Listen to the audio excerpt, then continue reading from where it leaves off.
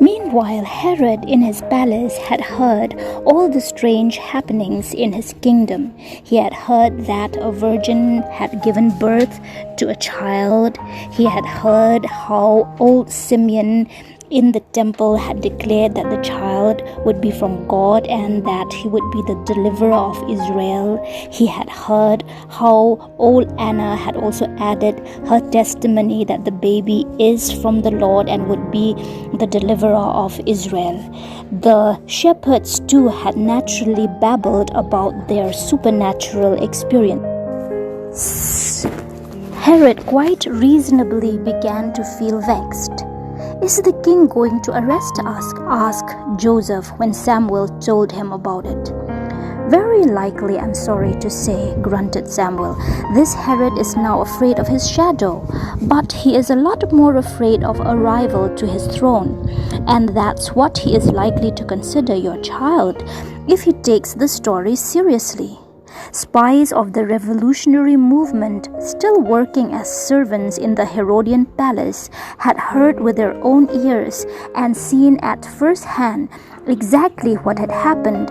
First, the agents of the king, diligent every day, reported the strange stories, but had to admit that the tales were vague.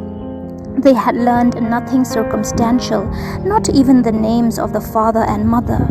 Rumors had been distorted and multiplied and spread in profusion. Some had it there were twins, others said that it was a girl child. So far, thank God, Herod did not know that Joseph the carpenter of Nazareth and Mary his wife were the ones he sought, nor that they were still quartered with the child in a Bethlehem stable. Herod had a turbulent scene with his spies. "What kind of service is this?" he roared at them. "Get me facts." They came back with alarming facts. 3 wise men from the east had arrived in the capital. They had no caravan, merely 4 camels, the extra beast loaded with bales and boxes which they kept ever near them at the place. Gossip said they were kings traveling incognito. 3 strangers and 4 camels at the inn, Herod said to his spies. "What kind of men do they pretend to be? Merchants? Ambassadors with gifts for me, or what?" "They are called Magi," the spy reported. "What are Magi?" asked Herod. "Magi are wise men," was the answer. "Yet these 3 do not seem to be so very wise. They have gone up and down Jerusalem from the stadium to the temple, saying nothing wise at all, but instead asking questions of everybody."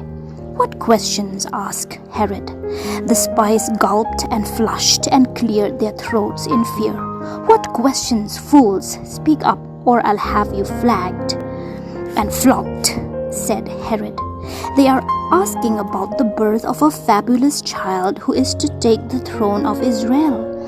They say they have seen his star in the east and have come to worship him." With armored fists, Herod struck the 2 men down. He kicked them with his boots. He screamed and ranted and ordered them carried out and put to death. He drank 2 goblets of foaming wine and ordered music and dancing girls and Egyptian singers and dancers. And then, as soon as the music began, he cleared the apartment of them with one scream of mortal rage.